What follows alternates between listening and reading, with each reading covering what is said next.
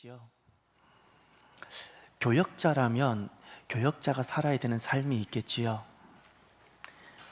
만약에 예수님이 주님이시라면 세상 속에는 우리들은 어떤 삶을 살게 될까요?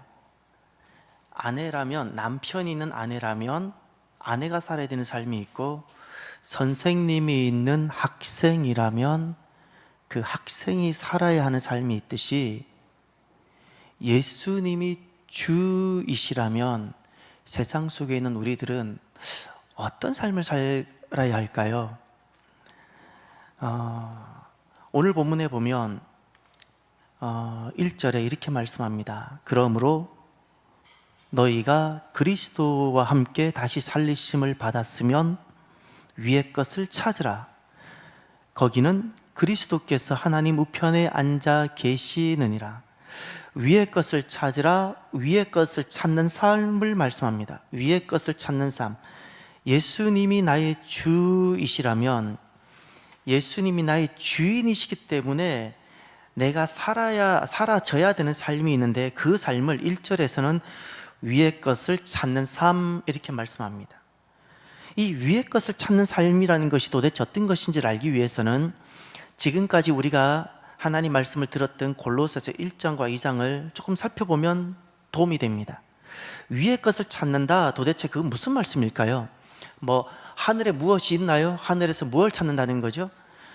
골로새서는 예수님은 우리의 유일한 주이십니다라는 그 말씀을 전해주고 있는 것이 골로새서입니다. 예수님 우리의 주이십니다. 유일한 주예요. 그래서 1장에서는 이 한 가지를 전합니다. 예수님은 우리의 주님이십니다. 이것을 1장에서 전합니다. 인생이 언제부터 이렇게 마음의 평강이, 인생이 언제부터 꽃이 피게 되고 열매가 맺게 될까요? 예수님이 내 인생의 주가 되실 때부터입니다. 그때부터 인생은 비로소 되어지는 겁니다. 인생이 비로소 되어지고 살게 되어지는 겁니다. 그리고 이 1장에 예수님은 어떤 분이신가 세 가지를 말씀합니다. 예수님은 하나님의 형상이시고 만물을 지으신 분이시고 교회의 머리가 되시고 으뜸이 되십니다. 그 이야기를 하고 있는 것이 1장입니다. 그래서 교회인 우리들은 복음의 일꾼인데, 교회의 일꾼과 복음의 일꾼은 좀 구별됩니다. 교회의 일꾼이라는 것은 그냥 교회에서 몸을 담고 어떤 일을 하는 사람일 수도 있고, 그러나 복음의 일꾼이라는 것은 누구인가? 세 가지입니다. 1장 24절을 보십시오. 1장 24절. 예수님을 주님으로 믿는 이 복음의 일꾼, 이 복음을 전하는 일꾼은 세 가지를 살아야지, 세 가지 이런 삶이 복음의 일꾼입니다. 24절. 나는 이제 너희를 위하여 받는 괴로움을 기뻐하고 그리스도의 남은 고난을 그의 몸된 교회를 위하여 내 육체에 채우노라. 아멘. 핵심이 무엇인가요? 그리스도의 남은 고난을 내가 받고 기뻐하는 거예요. 이 그냥 고난이라는 것은 다른 고난이 아닙니다. 한 영혼의 구원을 위해서 내가 겪게 되는 아픔과 수고와 고통을 말하는 겁니다. 그 고통을 기뻐하는 거예요. 그 고통을 내가 받는 거예요. 이것이 누구라고 말씀하셨죠? 예수님을 주로 믿는 바로 그 복음의 일꾼이라는 거예요. 또 28절을 보십시오. 복음의 일꾼의 모습은 어떠한가? 우리가 그를 전파하여 각 사람을 권하고 모든 지혜로 각 사람을 가르침은 각 사람을 그리스도 안에서 완전한 자로 세우려 함이니. 아멘. 각 사람을, 내 곁에 있는 그 사람을 말하는 거예요. 여기에서 각 사람이라는 것은 내게 있는 사람들, 내가 알고 있는 바로 그 사람, 그 사람을 완전한 자라는 것은 다른 말로 말하면 구원에 이른 사람을 말하는 거예요. 예수 그리스도를 닮은 자를 말하는 겁니다. 그렇게 세우는 것, 그렇게 세우기 위해서 내가 섬기고 희생하는 바로 그 모습, 그것이 바로 복음의 일꾼이라고 주님께서 말씀하셨습니다. 또 29절을 보십시오. 복음의 일꾼 세 번째 마지막 모습. 이를 위하여 나도 내 속에서 능력으로 역사하시는 이의 역사를 따라 힘을 다하여 수고하노라. 복음의 일꾼은, 예수님을 유일한 주로 고백하는 복음의 일꾼은 어떤 분이라고 말씀하고 있죠? 내 속에서 능력으로 역사하시는 분이 있는데 그분이 누구시라고요? 성령님. 성령님의 역사를 따라가는 사람이에요. 성령님의 역사를 따라가는 그 사람이 복음의 일꾼이다, 주님께서 말씀하셨습니다. 그러니 복음의 일꾼의 정말 중요한 영성이 바로 순종입니다. 이 이야기가 바로 1장에 나옵니다. 1장의 핵심은 예수님은 교회의 주인이십니다. 주이십니다. 그럼 2장은 무엇인가 하니, 2장은 예수님이 교회의 주이신데 놀랍게도 교회 안에 있는 사람들이 예수님을 따르지 않고 세상과 사람을 따르고 있는 모습을 언급하고 있습니다. 예. 세상과 사람을 따르고 있는 모습. 8절을 보시면 2장 8절입니다. 누가 철학과 헛된 속임수로 너희를 사로잡을까 주의하라. 이것은 사람의 전통과 세상의 초등학문을 따름이요 그리스도를 따름이 아니니라. 사람과 세상을 따르고 있는 모습이 여기 나옵니다. 사람과 세상을 따르는 모습, 거기다가 옆에다가 혈류증 여인이라고 적어 놓으십시오. 혈류증 여인. 이게 무슨 말인가요? 혈류증 여인이라는 것은 하나님을 떠난 자의 모습이에요. 몸은 성전에 있을지 몰라도 마음이 떠났어요. 마음이 떠나게 되면 그 영혼이 메마르게 되어지고 고갈되어지고 드라이해지게 되어져요. 점점 피폐해지게 되어지죠. 이게 혈류증 여인이 뜻하는 바입니다. 혈류증 여인이. 지금 몸이 예배당 안에 있는 것이 중요한 것이 아니에요. 그의 마음과 중심이 정말로 예수님을 주로 고백하고 그 삶을 살고 지켜가고 있느냐라는 겁니다.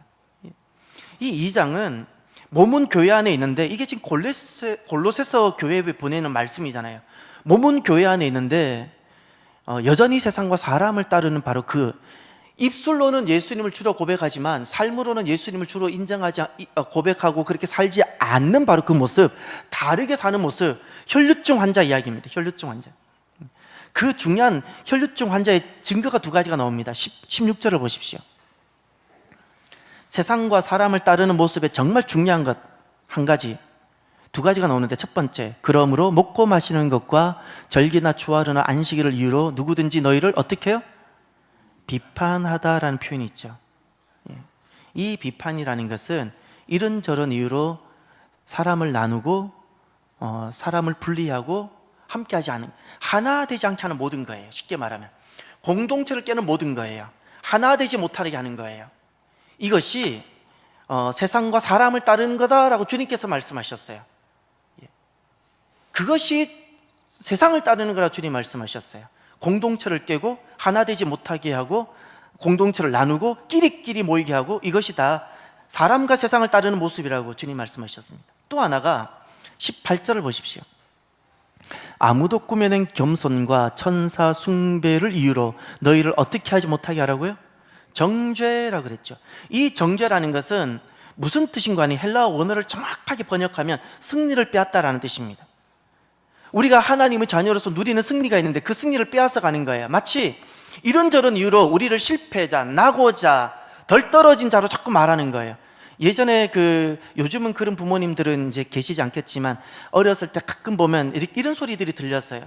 자녀를 보면서 입에도 담을 수 없는 말들을 하면서 말대로 그렇게 되어버리면, 그렇게 제일 가슴 아플 사람이 부모인데, 부모가 막 자녀에 대해서 입에 담을 수도 없는 말들을 막 하지요. 그래서 자녀에게 주어진 승리를 부모가 뺏어가 버리는 거예요.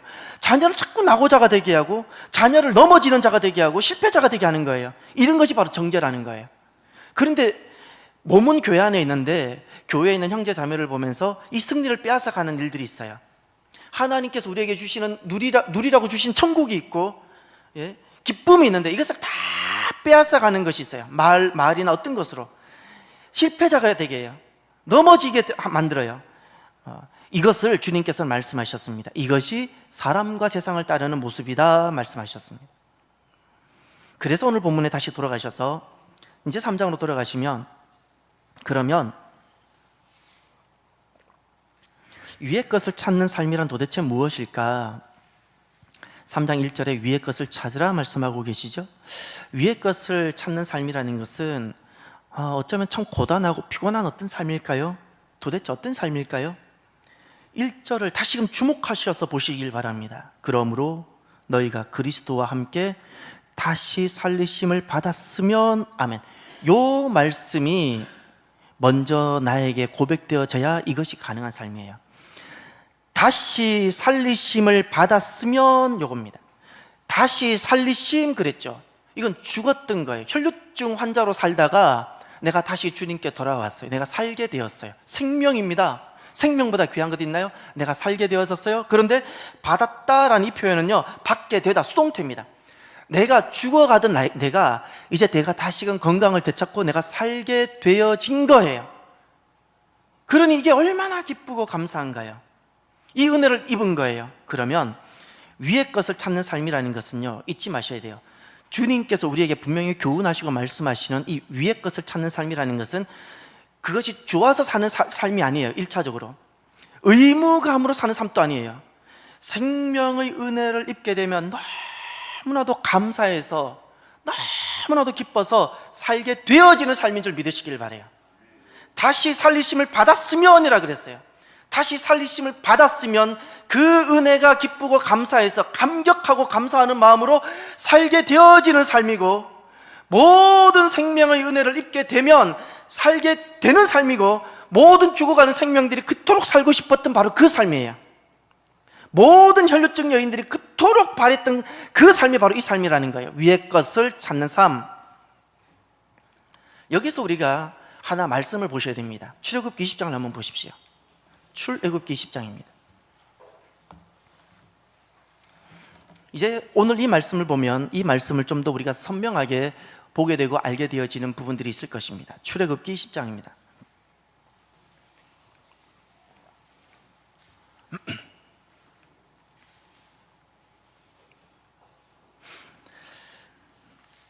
(20장은) 십계명이 있는 말씀입니다. 십계명이 있는 말씀인데 1절은 제가 읽을 테니까 출애굽기 20장을 2절을 여러분들께서 읽어주십시오. 하나님이 이 모든 말씀으로 말씀하여 이르시되,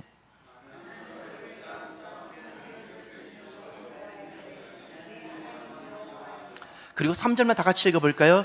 너는 나 외에는 다른 신들을 내게 두지 말라. 아멘. 3계명부터 10계명 첫 번째 계명이 시작되어지죠. 그런데 10계명의 서론이 있습니다. 머릿말이 있습니다. 그것이 무엇인가 2절에 나와 있어요. 2절에 나는 너를 애굽 땅 어떤 집에서, 종되었던 집에서 무엇 했다고요? 인도하여 내다, 살려내다, 건져내다, 살아나게 하다. 다시 말해서 이 3절부터 시작되어지는 10계명은 종이었던 자, 죽어가던 자, 죽었던 자, 노예였던 자가 하나님 은혜로 살아났다면 이것은 3절부터는 의무감이 아니고요, 감사함으로 지켜지게 되는 삶이라는 거예요. 감사해서 노예가 은혜로 자유인이 되어지게 되면 살게 되어지는 삶이라는 거예요. 살게 되어지는 거예요. 모든 노예들이 그토록 간절히 살고 싶었던 바로 그 삶이라는 거예요. 그것이 무엇이라고요? 우리가 흔히 말하는 10계명. 그러니 여기에 10계명에 먼저 전제가 있어요. 무엇인가요? 하나님의 구원의 은혜가 있는 거예요. 하나님의 구원의 은혜가 있어요. 그 은혜가 어떤 삶을 살게 해요? 10계명을 지키고 10계명적인 삶을 살게 하는 거예요. 오늘 본문도 마찬가지입니다. 다시 오늘 본문으로 돌아가 보십시오. 오늘 본문으로 돌아가시면 골로새서 3장, 위의 것을 찾으라. 이것은 어쩌면 우리가 위의 것을 찾는다는 것이 좀 막연하게 보이고, 우리는 또다시 어떤 삶을 새롭게 살아야 되는 거룩한 부담감도 생기고 의무감처럼 느껴질 수 있는데, 중요한 것은 여기에 먼저 전제가 있어요. 구원의 은혜가 먼저 전제가 되어졌어요. 다시 살리심을 받았다라는 그 구원의 은혜, 이 구원의 은혜가 우리로 하여금 살게 하는 삶이에요. 그 삶이 무엇이라고요? 위의 것을 찾는 삶. 그러면 이 위의 것이란 도대체 무엇일까요? 위의 것이란 무엇일까요? 저는 구름이 이렇게 빨리 모양을 변하는지 어제 새롭게 알았어요. 그 구름이 얼마나 신속하게 모양을 바꾸는지. 이렇게 차를 타고 가는데, 저랑 같이 사시는 분은 참 사진 찍는 걸 좋아해요. 차를 타고 가다가 또 세워라 그래요. 사진 찍는다고. 아주 곤란할 때 한두 번이 아니에요. 정말 사진 찍는 걸 좋아하는데, 가다가 갑자기 나를 보고 하늘을 보라는 거예요. 저 구름이 이렇게 어떤 모양이지 않냐고. 그래서 사진을 찍을 테니까 좀 천천히 가달라는 거예요. 뒤에 차는 막 달려오는데 계속. 그래서 속도를 조금 죽였죠. 그래서 사진을 찍으려는 순간 그 구름이 어떤 동물 모양이었는데, 우리 아이들이 너무너무 예뻐하는 동물 모양인데, 그 약간 꼬리가 있는데, 다시 찍으려는 순간 꼬리가 사라진 거예요. 근데 그 사이 누가 찍었을까요? 제가 먼저 하나 찍어놨거든요. 근데 제가 찍고 다시금 아내가 찍는 그 사이에 구름이 싹 사라져버리고 꼬리가 없어져 버린 거예요. 너무너무 금방 1분도 안 되어서 싹 사라져요. 바뀌어요. 여러분, 저기 위의 것을 찾으라 할 때 위의 것이란 하늘에 떠있는 어떤 구름일까요?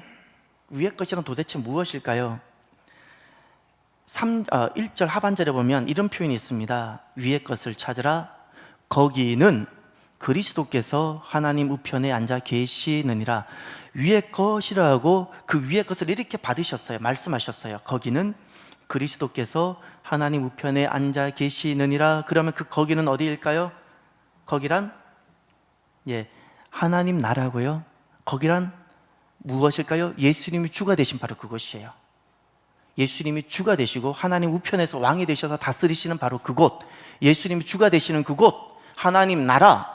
다시 말해서 위의 것을 찾으라 할 때 그 위의 것이란 하늘에 떠있는 어떤 구름이나 그냥 고개를 쳐들고 하늘을 보고 살아라는 뜻이 아니라 무엇이라고요? 하나님 나라를 구하고 그리스도를 찾으라는 겁니다. 그리스도를 구하는 바로 그 삶을 말하는 겁니다. 우리가 이 땅에서 하나님 나라를 구한다는 것은 도대체 어떤 삶일까요? 하나님 나라, 우리가 언젠가 우리가 이 땅을 다 떠날 때 우리가 들어가게 되는 하나님 나라가 있는데, 우리가 이 땅에서 하나님 나라를 찾고 구하는 것은 도대체 무엇일까요? 하나님 나라는 나의 마음과 나와 너 사이에 임하게 돼요. 내 마음에 임하는 것이 하나님 나라고, 나와 너 사이에 무엇이 임해요? 하나님 나라가 임해요. 그것이 하나님 나라가 있는 곳이에요. 그러면 하나님 나라를 구한다는 것은 지금이에요. 지금 이곳에 내 마음 안에 천국이 임하도록 그것을 구하라는 것이고, 나와 너 사이에 천국이 있을 수 있도록 그것을 구하라는 겁니다. 그것이 하나님 나라를 구하는 겁니다. 그리스도를 찾는다는 것은 도대체 무엇일까요? 어떻게 하면 예수님이 왕이신, 예수님이 주이신 그 삶을 우리가 찾고 구할까요? 이름만, 입술로만 구하면 될까요? 아니요. 예수님이 말씀하신 말씀을 실천하는 겁니다. 말씀을 실천하는데 언제요? 오늘입니다. 오늘 그리스도의 말씀을 실천하는 것이 바로 내가 그리스도를 찾고 구하는 바로 그 삶입니다. 예를 들어서 오늘 우리가 여러분 매일 만나를 하고 계시죠? 몇 분밖에 대답을 안 하고 계시는 것 같아요. 매일 만나 오늘 본문에 보면 우리는 새벽에 그런 말씀을 나눴어요. 두렵고 떨림으로 너희 구원을 이루라라는 그 말씀을 우리는 오늘 가슴에 새기기로 했어요. 그러면 하루 온종일 이 말씀을 기억하는 거예요. 두렵고 떨림으로 내가 이루어야 되는 구원이 있는데, 내가 애를 써서 반드시 성취해야 되는 하나님이 나에게 주신 구원의 삶이 있는데, 나를 통해서 그가 돌아오고 회복되어지는데, 내가 두렵고 떨림으로 이 구원의 삶을 나는 어떻게 살 것인가, 내가 그렇게 살아야 되는 삶이 무엇인가를 하루 종일 묵상하고 그 길을 걸어가자고 했어요. 이렇게 살아가는 것이 말씀을 실천하는 거예요. 말씀을 실천하는 거예요. 한번 읽고 지나가는 것이 아니라 그 말씀이 나 안에 반복되어지고, 내가 사는 삶이 그 말씀과 연동되어지고, 그 말씀이 나를 영향을 주어서 내가 살아가는 거예요. 그리스도를 찾는다는 것은 바로 그리스도의 말씀을 오늘 실천하는 것입니다. 그럼 두 번째, 왜 위의 것을 찾는 삶을 살아야 할까요? 왜 위의 것을 찾는 삶을 살아야 되는지 2절 3절에 나와 있습니다. 함께 볼까요? 위의 것을 생각하고 땅의 것을 생각하지 말라. 이는 너희가 죽었고 너희 생명이 그리스도와 함께 하나님 안에 감추어졌음이라. 아멘. 여기 2절에 굉장히 주님께서 단호한 명령을 하십니다. 하나는 생각하라, 하나는 생각하지 말라. 땅의 것을 생각하지 말라 말씀하셨어요. 위의 것을 생각하되 땅의 것을 생각하지 말라, 단호한 명령을 하셨어요. 여러분, 땅의 것이란 도대체 무엇일까요? 땅의 것이라는 것은 위의 것에 반대되는 개념이에요. 예수님이 주가 되시지 않는 모든 것이 땅의 것입니다. 땅에 붙어있는 것만 땅이 아니고요, 내 마음이 만약에, 죄송하지만 예수님이 주가 되지 않는다면 나는 땅의 것이에요. 예수님이 주가 되지 아니하는 모든 것이 다 땅의 것입니다. 하나님 나라가 되지 못하는 곳이 모두 다 땅의 것입니다. 그러면 땅의 것을 생각하지 말라라고 말씀하신 것은 도대체 무엇일까요? 그것을 추구하지 말라는 거예요. 그것을 소망하지 말라는 거예요. 그러면 우리가 땅에서 살아가고 있는데, 우리 인생은 땅에서 살아가고 있잖아요. 땅에서 살아가고 있는 우리들이 어떻게 땅의 것을 대하고 살아가야 될까요? 먼저 세상이 보는 땅이 있습니다. 세상이 보는 땅은 땅이 목표예요. 땅에서 이루어지는 것을 성공이라 불러요. 땅을 많이 가진 것을 부자라 불러요. 이것이 세상이 보는 땅입니다. 그러면 하나님께서 보시는 땅이 무엇일까요? 하나님께서 땅을 어떻게 보실까요? 땅은 목표가 아닙니다. 땅은 주님께서는 성공으로 여기지도 않으십니다. 반드시 되찾아야 되는 것입니다. 왜냐? 우리로 인하여, 하나님의 자녀인 우리들로 인하여 주님께서 잃어버리신 거예요. 우리가 돌아올 때, 우리가 돌아옴으로 회복되어지는 것이 땅이에요. 그러니 우리가 반드시 주님께 돌려드려야 되는 것이 바로 이 땅입니다. 되찾아 돌려드려야 돼요. 하나님의 자녀들이 타락함으로 인해 가지고 상실하게 되어진 것이 바로 땅입니다. 그러면 왜 우리가 땅의 것을 생각조차도 하지 말아야 될까요? 2절에 보면 땅의 것을 생각지도 말라고 하셨어요. 생각지도 하지 말라고. 성도는 예수님을 믿음으로 성도가 되면 이제 예수님이 주가 되시죠. 예수님이 주가 돼요. 그러면 예수님이 주가 되면 옛사람이 죽어요. 옛사람이 죽는다는 것은 내가 옛날 방식으로 살았던 그 모든 삶이 변화가 된다는 겁니다. 이제 새 삶을 살게 되어지죠. 새 삶을 살게 되어지는데 왜 땅의 것을 생각조차 하지 말아야 되는가? 성도가 살아가는 새 삶은 그 삶이 하나님 안에 감추어져 있다라고 주님 말씀하셨어요. 3절을 보십시오. 이는 너희가 죽었고 너희 생명이 그리스도와 함께 하나님 안에 감추어져 있음이라. 옛 사람은, 하나님을 떠나서 혈류증 환자로 살아가던 사람은 삶이 그냥 자기 안에 있는 거, 자기밖에 없어요. 그 어떻게든 자기가 몸부림치고 살아야 돼요. 그 수밖에 없어요. 그의 보호자도 없고 그 수밖에 없어요. 잠을 잘 수가 없는 거예요. 그러니 다들 불면증에 걸리고 살아가는 거예요. 그런데 예수님을 믿고 거듭나게 되면 이제 우리가 살아가는 새 삶은 하나님 안에 있게 되어져요. 하나님 안에 있게 되어지기 때문에 중요한 것은 지난날 내가 옛사람이 살았던 삶의 방식으로 아무리 몸부림친다고 그것이 내 삶이 되는 것이 아니라는 사실이에요. 달라요. 옛사람은 내가 주인이었거든요. 내가 주인이었어요. 근데 내가 어떻게든 뭘 해야 돼요. 그러나 이제는 우리의 삶은 하나님 안에 감추어져 있어요. 하나님 안에 있어요. 우리가 게으르다는 것이 아니에요. 내가 무엇을 한다고 사는 것이 결코 아니라는 거예요. 내가 무엇을 더 많이 가진다고 주님께서 우리를 부자로 보는 것도 아니라는 거예요. 우리가 진짜 하나님 안에 있을 때만이 내가 새로운 삶을 사는 거예요. 그러면 우리가 내 삶이 주님 안에 있게 되고, 그러면 주님이 이제 우리를 새롭게 살게 하시는데, 오늘 저와 여러분들이 예수님을 정말 믿으시는지요? 예수님이 주님이 되시면 예수님이 나를 살게 하십니다. 나를 살게 하시는데 나는 오늘 정말 예수님을 믿으시는지요? 이 새 생명의 삶은요, 거듭나서 살아가는 새 생명의 삶은 예수님이 유일한 주님이 되실 때 주님께서 살게 하시는, 주님 안에 있는 삶이에요. 이제는 주님께서만 살게 하시는 거예요. 나를 주님께서 살게 하시는 하늘의 삶인 줄 믿으시길 바라요. 전에는 내가 살았어요. 이제는 그러나 새 생명을 살면, 새 삶은 예수님을 진짜 주님으로 고백할 때 주님께서 나를 살게 하세요. 주님께서 내 가정을 살게 하세요. 주님께서 교회를 살게 하세요. 주님께서 이 민족을 살게 하세요. 그러니 내가 무엇을 하느냐가 오늘 중요한 것이 아니에요.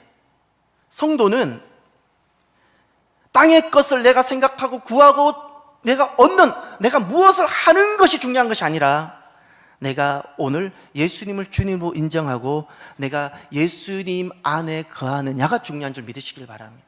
늘 그 자리에 설 수 있어야 됩니다. 그러면 결과가 어떻게 될까요? 4절을 보시길 바랍니다. 우리 생명이신 그리스도께서 나타나실 그때에 너희도 그와 함께 영광 중에 나타나리라. 아멘. 이 나타난다는 단어는 무엇과 대별되냐면 감추어지다라는 단어와 대별되는 단어예요. 예수님을 믿기 전에는 부가 중요했고 예수님 믿기 전에는 땅의 것이 소중했기 때문에, 그런데 예수님 믿고 나면 이것이 다 달라져 버려요. 그럼 우리 인생은 어떻게 될까요? 영광 중에 나타난다고 약속하셨어요. 영광 중에. 세상으로부터 죽은 우리, 그리고 이 세상으로부터 죽은 우리를 주님께서는 이렇게 말씀하셨어요. 내 안에 숨겨진 인생이라 말씀하셨어요. 내 안에 숨겨져 있는 우리. 이제 우리는 어떻게 될까요? 그리스도께서 나타나실 때 우리가 그리스도와 함께 영광 중에 나타나게 될 것이다, 주님 말씀하셨어요. 여기서 그리스도가 나타난다는 것은 도대체 언제일까요? 1차적으로 주님의 재림입니다. 주님께서 종말론적으로 왕이 되셔서 오시는 바로 그때입니다. 그러나 또 한 가지가 더 있습니다. 그것은 개인적으로 주님과 내가 깊은 그 관계와 그 교제 속에 들어갈 때, 다시 말해서 지금 이 순간 내가 주님과 개인적인 임재 가운데 갈 때가 바로 주님께서 나타나실 때예요. 언제 세상과는 전혀 다른 어떤 우리가 삶을 살아가는데 이 삶이 영광 중 우리가 다 드러나고 나타나게 될까요? 주님께서 나타나실 때인데, 그것은 주님께서 왕으로 오실 바로 그날뿐만이 아니라 그날은 모든 것이 다 드러나고 완성될 것일 것입니다. 그러나 중요한 것은 오늘 내가 개인적으로 주님과 생생하고 개인적인 깊은 교제와 관계 속에 있을 때 그것이 다 영광 중에 나타나게 된다라고 주님 말씀하셨습니다. 그래서 바로 오늘이 내가 개인적으로 주님을 깊이 만나는 복된 날이 되시기를 바랍니다. 우리가 시장 속에 있든지 그 시끄러운 지하철 속에 있을지라도 있든지 내가 어디에 있든지 우리는 진짜 주님과 교제할 수 있고 깊은 그 주님과의 그 교제와 관계 속에 들어갈 수 있어요. 내가 시끄러운 지하철 속에 있어도 시간이 가는지 안 가는지, 소리가 들리는지 안 들리는지 아무것도 안 들릴 수도 있어요. 이 모습이 내가 지금 주님과 깊은 주님의 임재 가운데 있는 모습이에요. 그러면 숨겨지고 우리가 감추어진 우리들의 그 삶은 언제 나타나게 될까요? 바로 우리가 주님을 보게 될 때입니다. 주님께서 임하신다, 나타나신다는 말은 우리의 관점에서 보면 우리가 주님을 보게 될 때입니다. 우리가 주님을 보게 될 때, 저와 여러분들이 이런 경우들이 진짜 있죠. 사람들이 나를 알아주지 않을 때 속상하시죠? 왜죠? 왜 알아주지 않을까요? 잊지 마십시오. 진짜 성도의 삶은 하나님 안에 감추어져 있다는 사실을 잊지 마십시오. 하나님 안에 감추어져 있어요. 사람들이 알아주지 않는다고 우리 속상해하지 말아요. 우리가 한 영혼의 구원을 위해서 우리가 믿음으로 살아가지요. 한 영혼의 구원을 위해서 우리가 믿음으로 살아가다가 이게 쉬운 일이 아니잖아요. 우리가 얼마나 어려운가요? 그러다가 우리가 낙심되기도 하잖아요. 또 내가 어떤 기도를 하고 있는데 이게 속히 이루어지지 않는다고 내가 포기해버리고 싶은 순간도 있지요. 잊지 마십시오. 하나님 안에 감추어져 있어서 주님께서 우리의 삶을, 그때부터는 주님께서 주관하시고 이끌어 가시는데 사람들이 우리를 알아주지 않는다고, 또 우리가 한 영혼을 위해서 살아가는 이 삶이 너무 고될지라도 우리가 낙심하지 않게 되면 반드시 나타나게 되는 줄 믿으시길 바랍니다. 반드시 나타납니다. 낙심하지 맙시다. 기도하다가 중단하지 맙시다. 사람들이 알아주지 않는다고 속상해하지 맙시다. 내가 오늘 그리스도와 교제하는 것이 중요합니다. 나는 오늘 그리스도의 임재 가운데 있는지요? 사람들이 나를 알아주냐 안 알아주냐의 문제가 아닙니다. 내가 어떤 일을 하다가 내가 어려움을 겪는 가가서 중요한 것이 아닙니다. 내가 어려움을 겪는 중에 내가 그리스도와 그 깊은 사귐과 교제 속에 있느냐가 중요합니다. 기도하다가 기도가 빨리 응답되지 않느냐가 중요한 것이 아니라, 기도하다가 기도의 응답이 빨리 이루어지지 않음에도 불구하고 나는 여전히 주님과 교제가 깊은 교제 속에 있느냐가 중요한 겁니다. 그것이 중요한 것입니다. 반드시 주님께서 나타나시고 우리가 주님을 뵙게 되어지고 우리가 영광 중에 다 드러나고 나타나게 될 것입니다. 우리는 하나님 은혜로 죽었던 자들이었고 오늘 우리는 지금 살은 사람들입니다. 살은 사람입니다. 저는 에베소서 2장 1절에 이 고백이 나오는데 제가 살아가는 모든 삶의 기초가 바로 이 말씀입니다. 2장 1절 한번 보십시오. 에베소서, 골로새서 조금 앞에 빌립보서 앞에 에베소서가 나오는데 2장 1절을 보십시오. 에베소서 2장 1절.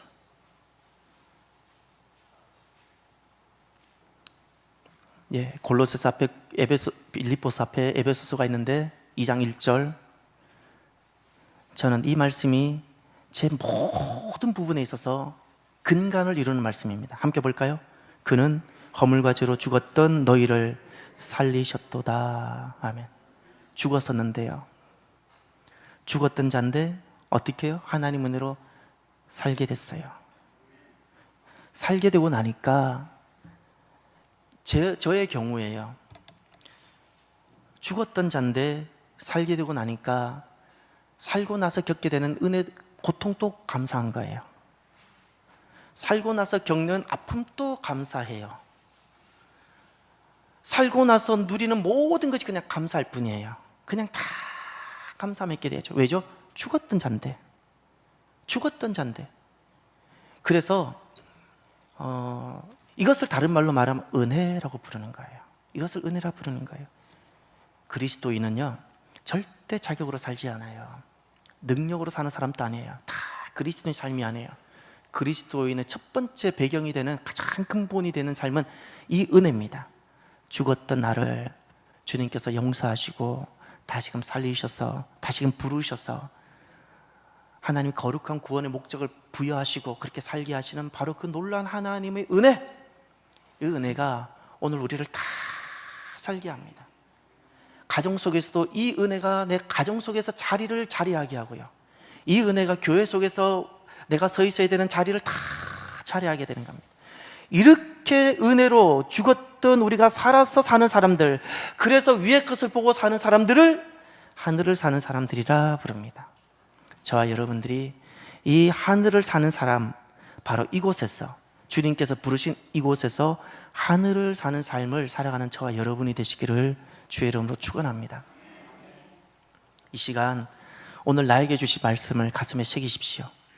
그리고 이번에는 주님께서 우리에게 말씀하셨던